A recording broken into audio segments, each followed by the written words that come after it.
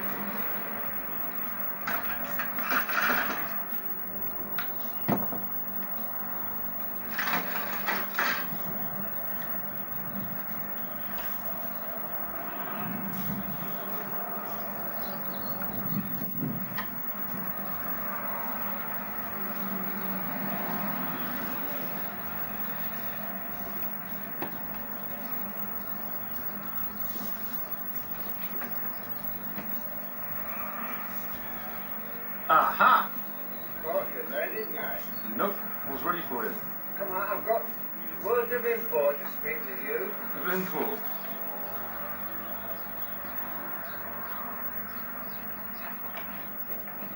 Just turn the date off. To your advantage for life. So it's my advantage for life. Yes. Oh yeah. Let's have 1 minute. What do you mean, hot on minutes?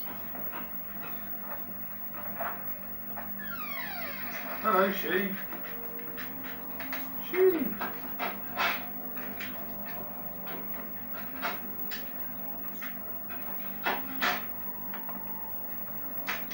Oh, bugger. What's to be done? We're going sailing. Yes. What's this? Morning. Now, are you safe with electrical apparatus? I should think so, yeah. Not you, I mean, Dave. This is a sander. Yeah, shit that. Well, if Val can use it, he can use it. Val's Yeah. using it. Use my big one. There. Try that. It's got a coarse sandpapering, and you'll shift every bit of that and leave a seam of flats. You've got everything for use.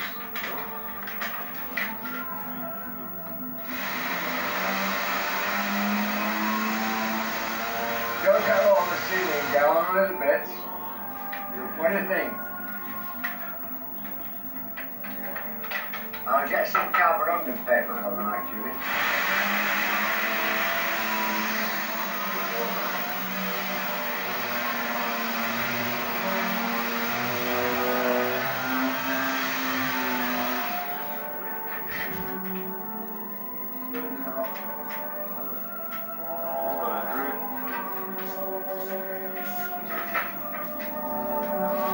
Can you put it up to music? That sounds alright, doesn't That's, I've got another one like that, but I've got to get it in and fix the driving cord on the tuner. it? What is that? Come and sit in the lounge a minute. Put that bloody thing down. I can't make the best of it. It's got to go back at 1 o'clock. Yeah, oh yes. Look, What's this thing? with all the stuff you want and want doing, Yeah. the second-hand value, Oh. ready, is about £270. Like what? Everything. Like what? What? The second-hand value, but those stuff you, I mean, what you want on the bike, what you want for the door, the ceiling stuff you want. I paid for it. You pay for something you want it for, what was you have that? Television. Oh, television, I'm sorry, Yeah. television. But anyway, that's what it comes to, second-hand value. Right? Comes to what? That's insulation. No, I'm talking about, I'm sorry, insulation wasn't second-hand value. But there's the television, Yes. 2 CVs, don't stop me yet, and the insulation and the door. Yeah. Now what I'm going to do, let me say everything first, will you? Yeah. I'll listen. Right, I want £20 as soon as you can get it, Yeah. yesterday if possible, Mm-hmm. 20 in March, listen, 20 in April and 20 in May. That's a total of £80. And from the payment in May, all debts are cancelled. Yeah. Yeah? So you're a bit in credit, aren't you? Mm-hmm. Before then, when Martin delivers the chairs he's delivering, I'll send round 4 rolls, that's big rolls, that's 12 little rolls of loft insulation, and I'll send you around the 2 CVs. Oh, that includes the CBs? Yes. Well, how'd you work that out then? I'm working it out, Oh. and from the day that you pay in May, the last £20, anything you get from me is free.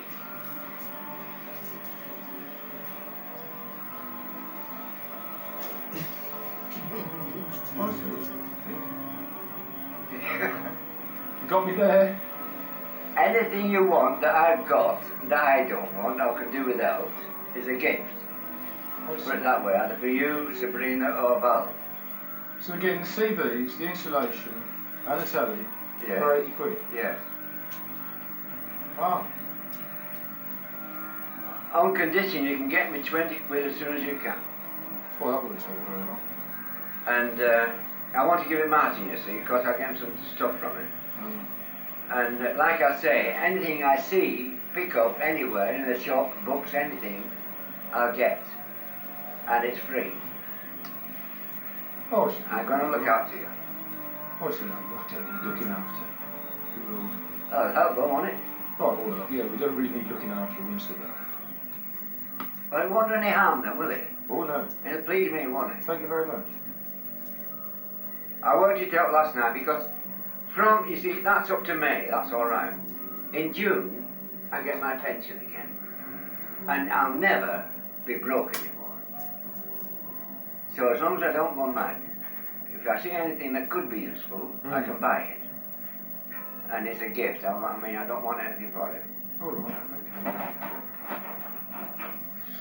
That's only a cost of you're a kind of blood relation. What kind, sir? You don't say anything, Chris. Thank you. These are nice tunes, you know. Oh. And when I've got my workshops, right, I just want to give me a handout with one cabinet into the workshop. No problem. Because I'm not going to use it anywhere else. I've got a hell of a lot of things in the pipeline at the moment that should be in this week's advertiser. I've probably got about 100 quid's worth. But I don't know how soon it'll go, you see. Well, there you go. You see. And I promised Martin, when he got the chairs in this week, I'd pay him for one. Yeah. And I've had to spend some of the money. Keep alive. So I'd like to keep my word if I can. Well, I shouldn't pose any difficulty. I should probably be able to bring you the 20 quid round tonight. Yeah, and all this afternoon. when you do go to Oxford any time, just call in. Oh, no problem. And I'll give you all the gear for those two cameras. See what you can get for them. No problem. It's a very nice movie camera. And you've seen the other camera, haven't you? Oh, yes. That's quite a nice camera. But I've got some very good photographs with 110s, Chris. Yeah. It's quite enough. That's it. And you're photographing somebody from there, aren't you? Yes. Yes. I've been videoing you all the time. You get the voice on as well, do you? Everything. My Chinese voice. There's a little television screen here. I'll show you the playback in a minute. It's only black and white, the viewfinder. Yeah, I've seen Junes. This is does just the same. brilliant. This is very, very high quality. Yeah. It's over a gram's worth. It's 1,300 quid they were, but they're selling them now. Junes was the same. They're selling them off now. All the ones that used to be on high for £800. I said, fucking done that. Yeah. Get you one of these. Set yourself up doing weddings, 21st, 18th, Good, yeah. school dances, football clubs, functions, Bicester Lions, whatever.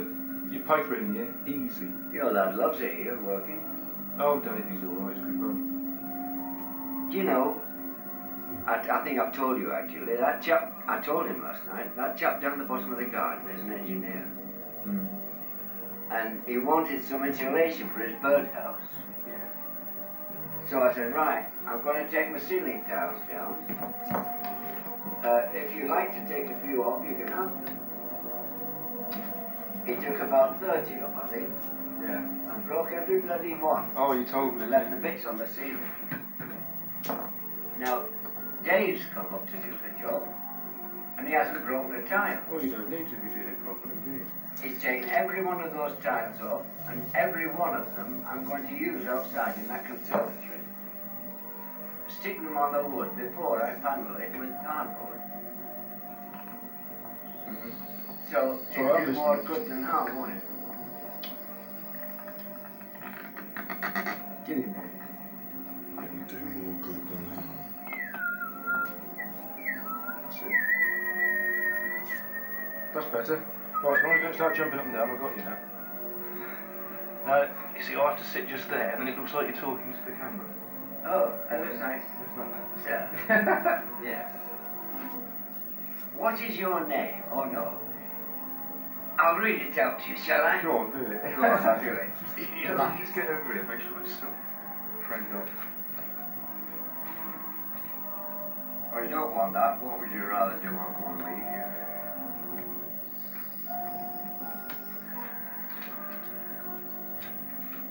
I'll read you a couple. Wait, well, let's do some fun first.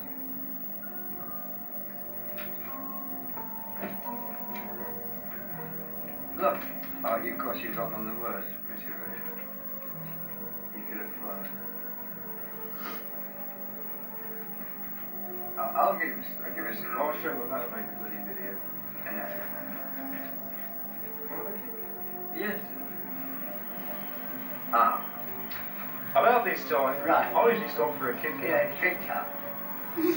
This, I must, yes, this, I've got to tell you about my interview. Shut the door. That'll watch out. This is the interview I had with TV. Now, I am old. This is perfect. I am old, you see. I am old. And the BBC have decided that the agent are due a certain amount of respect. And so, to please the masses, they've decided to interview Bista's oldest resident, Bista's own Father William. Right? Now, the drive is full of men, fans, cable and noise. A bunch of cables is fed into the lounge along the front of the fireplace, and everything's ready. Right? Yes. Now, after makeup, I'm reclining in my own recliner. Oh, like this. Am I up? Oh, that's right, sorry. In my own recliner. In the far opposite corner, reflectors are positioned. The interviewer lifts his mic and says, "Okay for sound." From here, the terms forward and back refer to the microphone relative to Noel. "Treat the old codger gently," whispers one of the ducks. "He may fall apart." He didn't ought to have said that, I thought.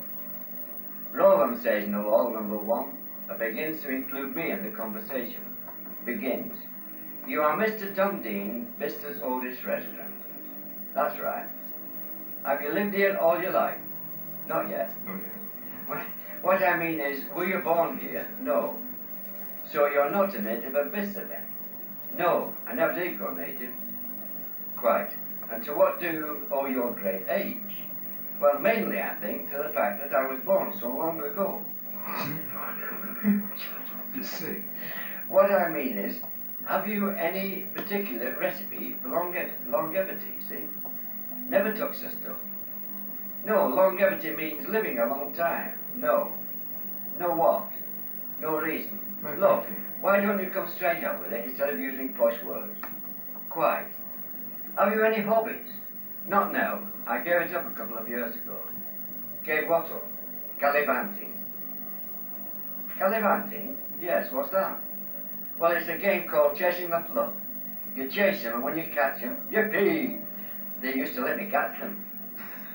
"Why did you... Don't laugh. Don't laugh. What did you do? Why did you give it up?" "Well, I finally got 3 of them into trouble. One at Ayford, one at Finmere, and one at It's Amherst." all true, this.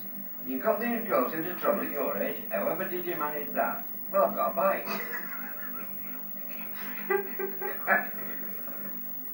Well, Don't laugh. quite. Any other hobbies? Didn't need them. Cut? No, all. "This doesn't scan too good, Fred. I think we'll pack it in and get somebody younger." He turns to me and says, "Thank you, Mr. Dean." "Not at all. It's been a pleasure. Thank you for treating the old codger so gently, Noel." It was at this point that he gave me a most peculiar look, and I awoke. Oh, did I? Could you picture it on telly? That's one. I've had another one. This is my random jotting book. Yeah, I like that. Oh, I've got some good ones, actually.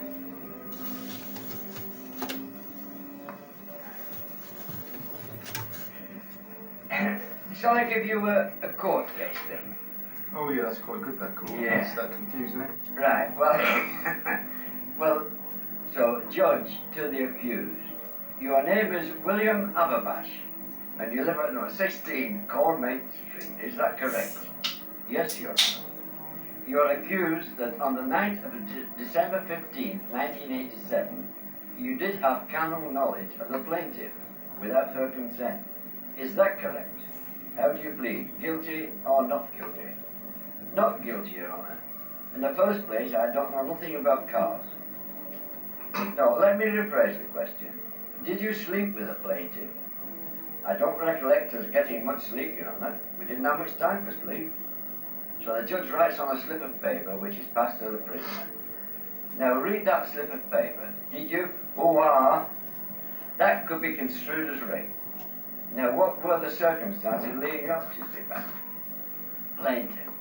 Well, I went to this dance, see, and I saw this girl, see, and I said to myself, "Oh, mate, I don't have fancy her." What happened next? Well, I went up to her and I said, "Do you or don't you?" And what did she say? "You've talked me into it," she said. So off we went. Do you often approach the opposite sex in this way? And don't you get your face slapped? Not every time. So this... Shut up. So this to you was an everyday occurrence? Yes, Your Honour. You realise that this could be loosely described as coercion? Yes, Your Honour.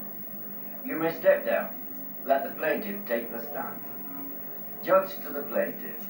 Do you agree with what the accuser said? Yes, Your Honour.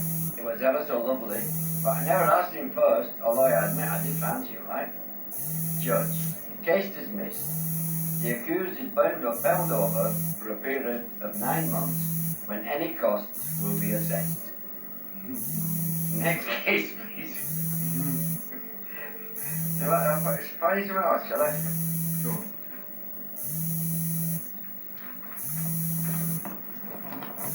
Hold on, I'll give you that one about Anna Man. Have you read that? Anna Man? Yeah. I don't know. Oh, no, listen. Well, this is a one-act play, and it's called A Royal Flash. I see. Yeah.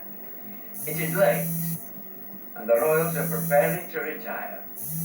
Anne has used the bathroom and is sitting up in bed expectant-like.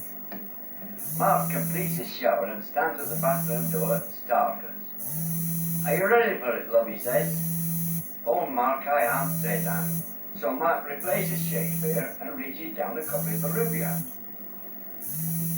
Sitting on the edge of the bed, he began to read aloud.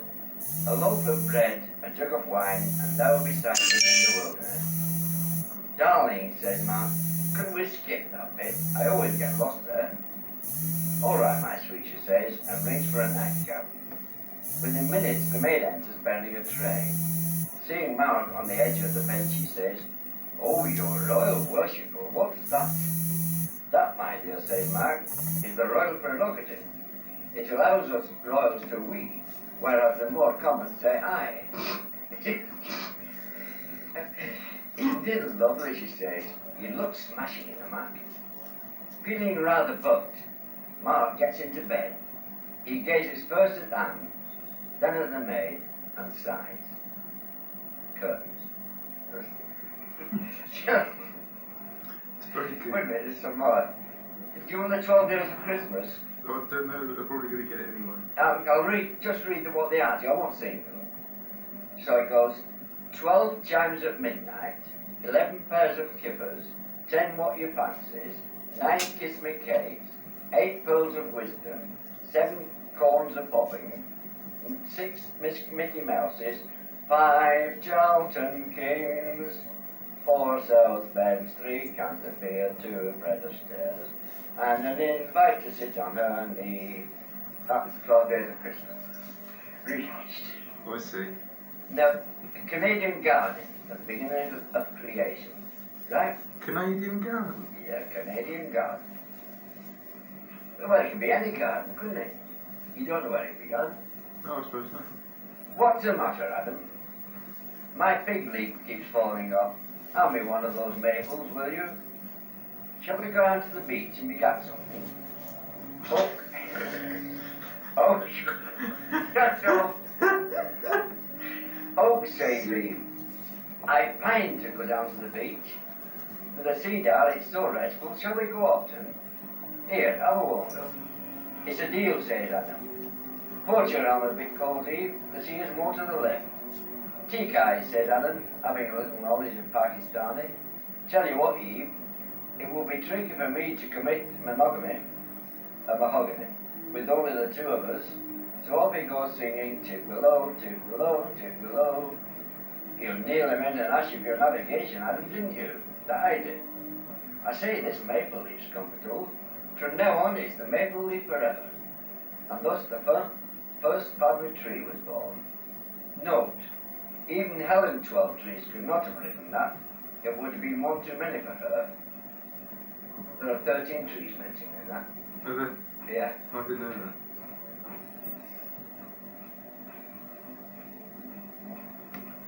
Well, there's one here I've only just written it, I haven't really studied it. What do you rather do or go and leave, it's called. It's the Welsh have sprung a leak again. They're singing Men of Harley. I couldn't be a Welshman, I'd rather be a Darling. And shuffle around in metal pants. Not short ones that your breath comes in, but made of tin.